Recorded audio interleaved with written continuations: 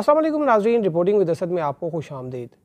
नाज़रीन, अदालतों का काम इंसाफ करना है, लेकिन हम आपके सामने ऐसे भी वाक़यात लेकर आते हैं जो कि अदलिया में होने वाली नाइंसाफ़ियों को जो है वो सामने लेकर आते हैं। ऐसा ही वाक़या जो है वो आज हम आपके साथ बयान करेंगे, और ये वाक़या जो है वो इस्लामाबाद जो कि वफाकी दारुल हुकूमत है, यहाँ की अदालतों में होने वाली 103 जो है वो अफराद को यहाँ पर भर्ती किया गया। इनका जो है बाद में जब इनके ऊपर कोई इंक्वायरी हुई तो ये सामने आया कि ये जो हैं ये भर्तियाँ शफाफ तरीके से नहीं हुई, ये गैर कानूनी भर्तियाँ थीं। ये एक लंबी दास्तान है। अभी इस पे एक नई डेवलपमेंट ये है कि इसमें जो इस्लामाबाद के 5 जजेस साहिबान हैं उनके ख़िलाफ़ कार्रवाई शुरू हो चुकी है, और उनके ख़िलाफ़ जो है वो इस्लामाबाद हाई कोर्ट के जज जस्टिस बाबर सत्तार जो है उन्होंने उन जजेस साहिबान को नोटिस जारी कर दिए हैं। ये आपको मैं इसकी तफसील जो है बताऊँगा कि कौन कौन से कवानीन के तहत इन जजेस के ख़िलाफ़ जो है वो कार्रवाई शुरू की गई।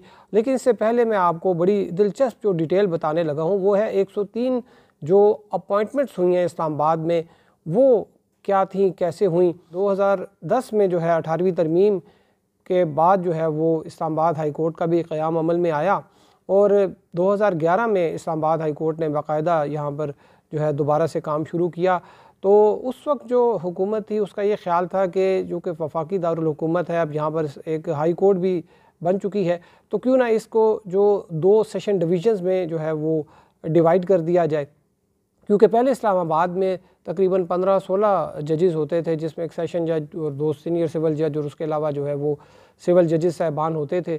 तो अदालतों की भी तादाद जो है वो बढ़ाकर तकरीबन 100 के करीब कर दी गई, और इसके साथ साथ स्पेशल कोर्ट्स जो यहाँ पर बनाई गई वो तकरीबन 15-16 स्पेशल कोर्ट्स थी और ट्रिब्यूनल्स थे। तो फिर उनके स्टाफ के लिए जो है वो अखबार में इश्तहार दिया गया, और तकरीबन 30,000 से ज़ायद जो लोग हैं उन्होंने अप्लाई किया, और उनका ये ख्याल था कि वो भी इंसाफ की जो फराहमी का निज़ाम है उसका हिस्सा बने। लेकिन हुआ ये कि उनमें से कुछ लोगों को बुलाया गया, और वो जो 30,000 जो एप्लीकेशंस थी वो वैसे ही रखी रहने दी गई। लेकिन अभी जो है इस पर भी चीज़ें ख़त्म नहीं हुई, आगे मज़ीद दिलचस्प चीज़ों का इंकशाफ मैं करूँगा। और वो ये कि ये जो यहाँ पे फिर जब टेस्ट और इंटरव्यू हुए सो कॉल्ड, तो उसमें भी ये हुआ कि जब फाइनल एक लिस्ट लगी और जिन लोगों को यहाँ पर अपॉइंटमेंट्स हुई उनमें ऐसे बहुत से ऐसे लोग थे जिनको टेस्ट और इंटरव्यू के लिए कॉल लेटर भी जारी नहीं हुए थे, और फिर उसमें ऐसे भी लोग थे जिनके जो टेस्ट और इंटरव्यूज़ में नंबर जो है वो कम थे, लेकिन उनको जो है वो नौकरी मिल गई। और ऐसे भी खुशकिस्मत है जिन्होंने टेस्ट और इंटरव्यू दिया ही नहीं, लेकिन वो जो है उनको नौकरी मिल गई। और इस पर भी ज़्यादा जो है वो एक अफसोसनाक बात ये थी कि ऐसे भी लोग थे कि जिनका इन्हीं अदालतों में फौजदारी के मुकदमात चल रहे थे, उन पर फ्रॉड की FIR जो है वो रजिस्टर्ड थी, लेकिन वो किसी न किसी तरीके से मैनेज करके वो उनको नौकरी मिल गई, यहाँ पर ही अफसर वो लग गए, और उसके बाद जो है वो यहाँ से उन्होंने अपने वो कस्टोडियन बन गए रिकॉर्ड के, और फिर अपने आप को जो है उन्होंने उन मुकदमात से बरी भी करा लिया। तो ये वो एक बैकग्राउंड था जिसमें जिस तरह से यहाँ पर भर्ती हुई। तो इसमें जो है वो कुछ अखबारात में ख़बरें आईं, और उसके बाद जो है वो एक पिटिशन फ़ाइल हुई इस्लामाबाद हाई कोर्ट में। लेकिन उस वक्त जो चीफ़ जस्टिस थे अनवर ख़ान कासी, क्योंकि उनके अपने बड़े एक अजीज़ व अक़ारिब जो हैं उनके बच्चे यहाँ पर भर्ती हुए थे उसी प्रोसेस में, तो उन्होंने इसको कुछ इतना ज़्यादा अहमियत नहीं दी।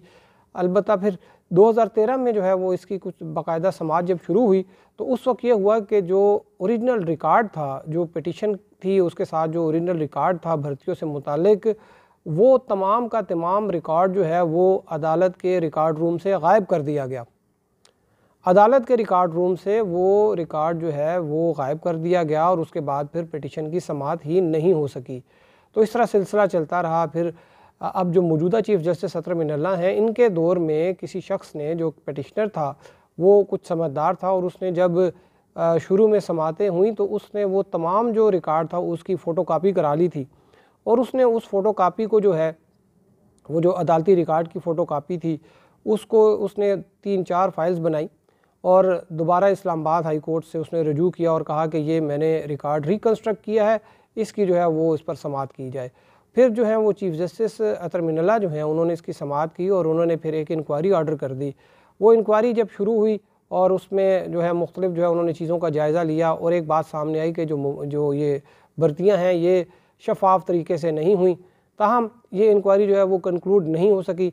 फिर जब इस्लामाबाद हाई कोर्ट का फोरेंसिक ऑडिट चल रहा था तो ऑडिटर्स ने जो है ये बात पॉइंट आउट की कि ये जो 103 जो यहाँ पर भर्तियाँ हुई थी, 103 अफराद भर्ती हुए थे, उनकी इंक्वायरी जो है वो अभी तक मुकम्मल नहीं हो सकी।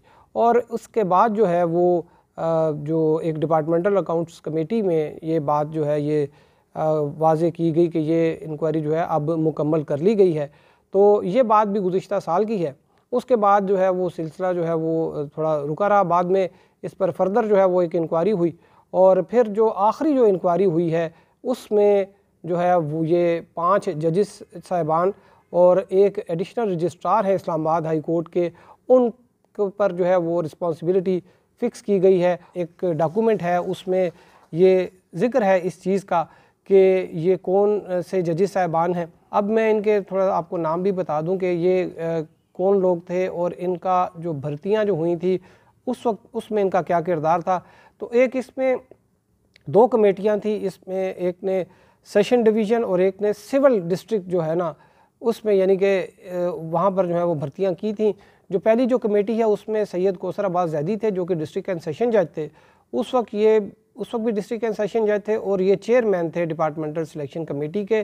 फिर दूसरे डिस्ट्रिक्ट एंड सेशन जज थे अतीकुर रहमान, ये इस्लामाबाद हाई कोर्ट के रजिस्ट्रार थे उस वक्त और मेंबर थे ये उस कमेटी के। और तीसरे जो थे वो डिस्ट्रिक्ट एंड सेशन जज वाजिद अली थे और ये भी जो हैं ये उस कमेटी के मेंबर थे।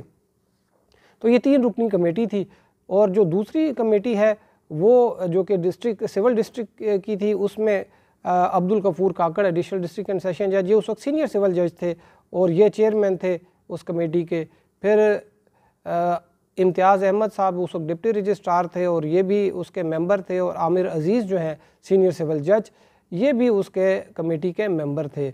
अब इसमें जो ये लेटर है इसमें ये लिखा हुआ है कि the honourable chief justice has been please to appoint honourable mister justice Babar Sattar जज of this court to hold a regular inquiry against the following chairman and members of the departmental selection committees of the session division east और जो civil district है।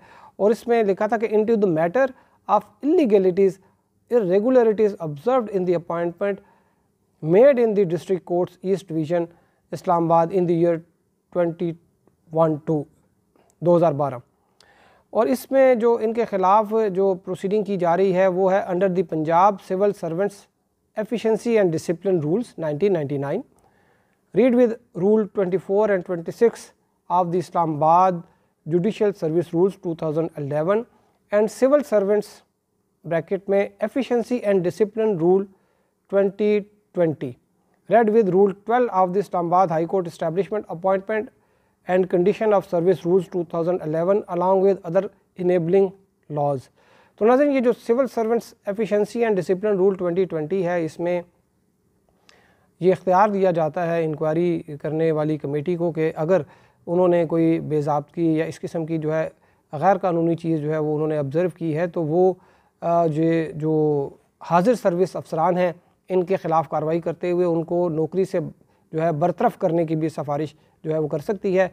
और इसमें यह भी है कि जो अब चूँकि ये देखिए ना इसमें ये जो लोग हैं ये 103 लोग ये इस्लामाबाद की मातहत अदालतों में गुज़िश्ता 9-10 साल इनको तकरीबन हो गए हैं।